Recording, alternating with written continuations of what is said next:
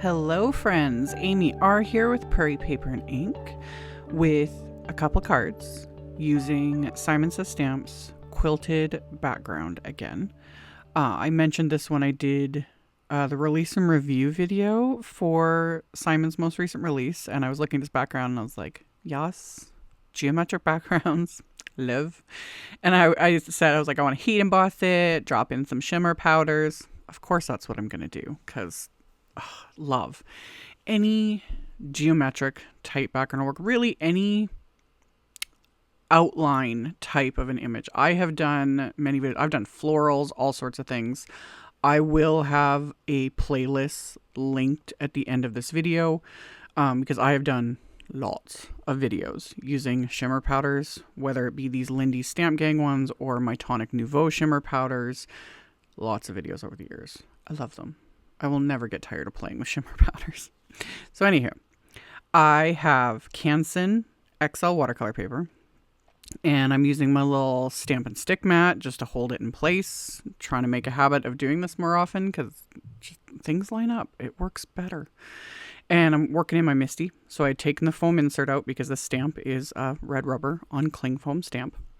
And the watercolor paper, I used my anti-static powder tool on.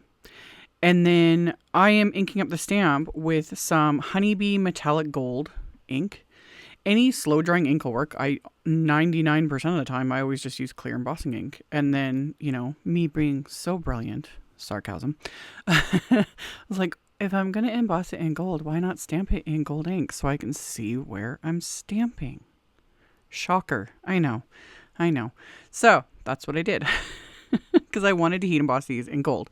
I've done them in white too with shimmer powders. Also looks fabulous. Really anything. You could stamp, stamp in black, heat emboss them in clear. Do any sort of metallic. Silvers, Ranger's liquid platinum. Beautiful. This one, Simon's gold embossing powder. Always a classic. So whatever floats your boat. The whole point of the heat embossing though is it just gives those little raised edges, which then create little wells, little sections for, liquid and shimmer and color to pool, which is what makes me love. This is my favorite way to use shimmer powders, is just on backgrounds like this. So while I've got everything out, why not do two? So same exact process. I did my anti-static powder tool. I always do that before I put it on my sticky mat, only because I don't want to get a bunch of anti-static powder stuck on the sticky mat. Also, people have asked how I clean my sticky mats. I don't. When they get really lots of ink on them or whatever, I just rinse them. Just with warm water, rinse them under the sink, takes off whatever it takes off, whatever's left over. I don't care. It's fine. And then I let them air dry. Don't scrub at them and don't use soap on them. There is a Brutus Monroe cleaner specifically made for these stick and stamp mats. I have it. I've never used it, but I have it just in case, because you never know. But I find just rinsing it, it's good so far. So the next step, taping these down. I'm taping these down to hardboards, which is some painter's tape, because I'm going to use a lot of water. These will curl up a ton, which is fine. They flatten as they dry, but when you're doing things like this, when they curl up, everything just runs off. So taping them down just makes life a little easier. I put these on two separate hardboards because I want to do two different ways with these. So the first way is my favorite way. This one is much more unpredictable too. So I have Lindy Stamp Gang, some magical powders. These are from the Drop Dead Diva set, which is one of my faves. I love specifically these three colors. I just love. It's the Sassy Sapphire, High Maintenance Magenta, and Prima Donna Purple. Totally me, totally love. And then I have my Picket Fence Studios fan brush. I've talked about this brush before with shimmer powders. I don't know what it is, but this is my go-to brush specifically for shimmer powders. I know some of the Lindy's powders now, you can get little sifters and things like that, but I've perfected my little technique. This brush with the powders, perfect. It picks up just the right amount. I barely touch the brush into the powder and then I tap it. This time I'd sprayed the background with water before adding the powders. You can do either or, and I've shown it both ways. I've done it where you just tap on the powder, then add water. Again, either one works. So I'm just tapping the powders on at random, all three colors. And then I'm going to add a ton more water.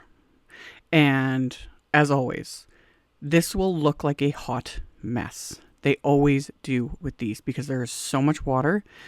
You just got to let them dry. And I know I almost always say, like, spray it and then leave it. Walk away. Don't muck with it. I'm going to muck with it because I can. Plus, I do have little, like, those really dark areas.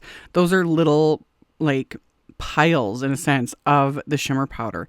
I don't like having those on my, like, backgrounds, etc., because they haven't been activated with water and they just kind of come off. Not fully. Again, do not lick your artwork. It's one of my favorite Tim Holtz quotes. But when it comes to, like, shimmer powders, I don't like those blobs of just kind of undisturbed powder because there's a lot of pigment there and just shimmer, all the things. So I like to either remove it or move it around. So that's what I was doing here. Just kind of moving it around, still letting everything do its own thing. And this is why this is my favorite way to use these powders, because they move and mix and just, I have a heavy hand and I wouldn't be able to do this on my own. And I'm going to prove this because I've said this before, but I'm going to, you know, this is what I would do myself without, like, just dropping powder and water and just letting it do its own thing. So I tilted this a bit. I used a paper towel to soak up just some of the really big pools of liquid. This is only just so it dries a little bit faster, and lightens it a little bit as well. Because, like, again, there's a lot of pigment here. So I sop up a little bit of the excess and then I set that aside, let it dry. So with the second one, I am going to just paint them. And honestly, I was not happy with this. This is not my forte.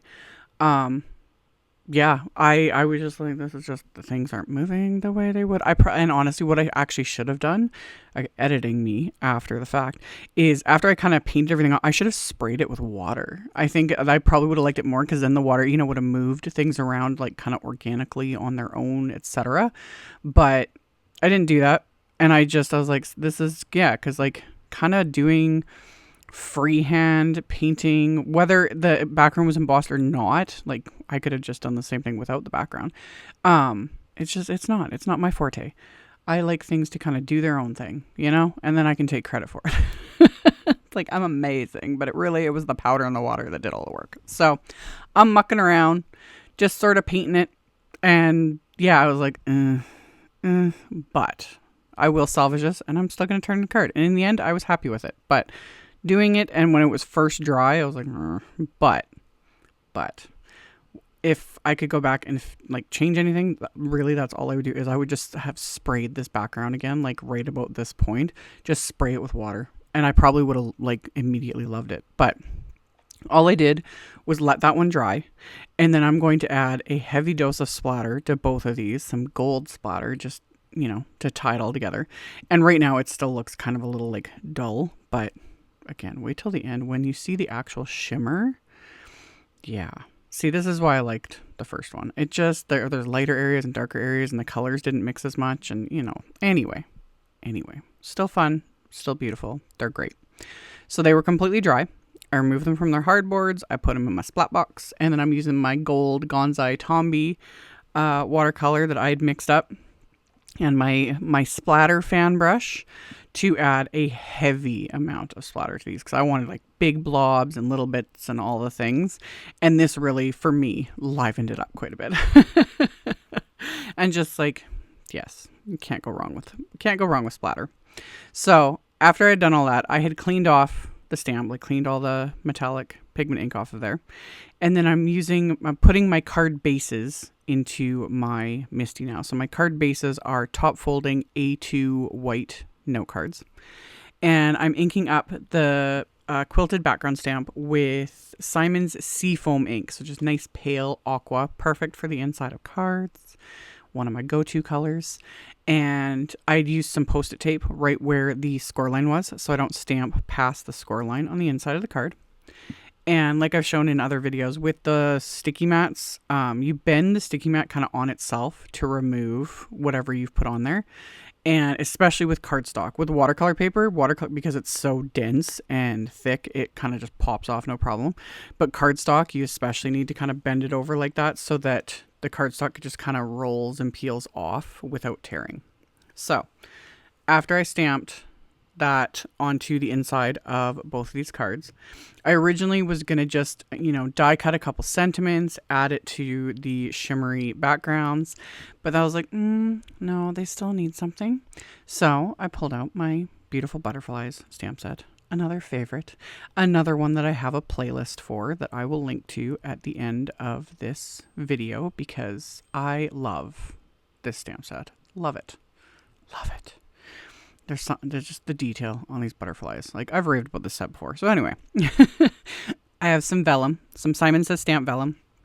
As of doing this voiceover, it's back in stock because I did a video earlier this month where I did vellum cards. And at the time, I think the vellum was sold out and I had people asking me about it. And I said I would let people know. They do restock, like Simon Says Stamp does restock this vellum quite quickly. It's been very popular because it's just the best. I have backup packages of this vellum because it's my absolute favorite. So anyway, I used my anti-static powder tool on the vellum. I inked up the stamps with clear embossing ink. I could have inked them up with the metallic pigment ink I used at the beginning. Hindsight again. Habit though.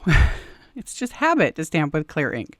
Regardless, they stamped perfectly. It was fine, but yes, could have used the metallic pigment ink. The main reason to why I use that is because then I can see that I've got everything stamped. Because especially on things like watercolor paper where when you're stamping with clear ink, you can't see anything. Like, it's just dumb luck if, you stamped and then you add the embossing powder and it's like, oh, I actually did stamp the whole thing or I missed half of it. You know what I mean? However, regardless, stamped these butterflies onto the vellum, coated them with that same gold embossing powder, melted it with my heat tool. Life is great. They just love. Again, just love. So I repeated the process. Anti-static powder tool, inked up the stamps, stamped the butterflies onto the vellum, gonna coat them with that gold embossing powder, and then melt that with my heat tool.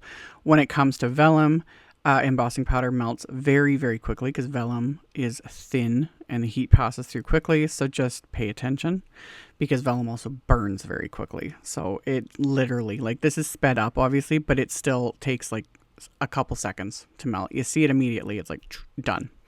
So then I used my coordinating wafer dies to die cut those butterflies. I also used some rectangle wafer die to die cut the backgrounds. And then I also did a bunch of die cutting with the CZ Design Hi There wafer die. I used just the word, not the outline. And I die cut it from just scraps of white cardstock. And then I'm going to stack those together to give it dimension. And then the top layer I die cut from Simon's Matte Gold cardstock. So 2 layers of the white, just stuck them together with craft tacky glue. And then the top layer will be the matte gold. And just, again, chef's kiss. You can never go wrong with this CZ Design die cut sentiment. Love them all. They're just perfect for everything. And then I grabbed one of the sentiments from that beautiful butterfly set and just put it on an acrylic block. And I'm stamping that onto the insides of the cards with that metallic gold ink. I don't do this very often. Like, I love metallic inks. And these honeybee ones are amazing. There's a gold, a silver, and a white. These came out back with their Christmas release. Something like that. It was last year. I don't do this very often because metallic inks take a long time to dry. Even when you heat set them, they take longer. So I usually don't use them on the inside of the cards. But it was just perfect. The metallic gold ink with just everything going on. So I'd stamp the sentiments, let it dry, blast it with my heat tool a couple times just to, get her done. And then I adhered one of the die cut butterflies to the insides of the cards. And then for the shimmery backgrounds, I put Simon's Big Mama foam tape on the back. So it gives it, again, a little bit of dimension, but not a lot of bulk. And also we'll hold these, like, we'll flatten them a bit because even with them being taped down, like, I had used a lot of water. And even after die cutting everything, they're still the teensiest bit warped. Not a lot, but the foam tape just helps completely, flatten them out, adheres them to the card base. They're good to go. So after I got the foam tape in place, peel off the backing, pop these onto the card bases, and then I'm going to adhere the die cut sentiments. And while that, like immediately after adhering one of the sentiments, I pulled it up a tiny bit just so I could tuck one of the butterflies kind of underneath it a little bit. And then the dots for the eye on the die cut sentiment, I adhered just into place, stacking it using my little Trinity Stamps pickup tool. And so much easier doing it that way.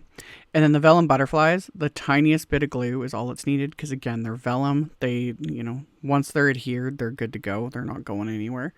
So I put just little bits of glue right behind the bodies of the butterflies, press those into place, and then of course the final little bit of embellishment. These are some Pink Fresh Studio Aqua glitter drops. They're full of glitter. They're beautiful. Love them. So put a few of those onto both of these cards. Once I was kind of happy with the placement, adhered those into place with craft tacky glue. And like I always do, I place them on one card and then just repeat the layout on the other one. Makes life easier. Once those are adhered, these cards are complete. And of course, I'm going to turn my flashlight on so you guys can see the shimmer. So shimmery. Love. So I got shimmer and metallic and glitter and splatter, all the things that I love. So of course, I had a blast making these cards. I hope you guys enjoyed. And as always, I will have a link below the video to my blog post. I will have picture links in the blog post, all that info. That will be directly below the video, along with the supply list, all the good things. So you can check that out below if you are interested. And then, like I mentioned earlier, I will have links to my other playlists that I mentioned at the end of the video. So you can click on those and all the videos I've done will pop up. So you can check out ones you may have missed. And of course, thank you all so very much for taking the time to watch my videos, for thumbs upping, for commenting. It legit helps. And subscribe if you haven't. I'd love to have you. And I will see you all very soon in the next one. Bye.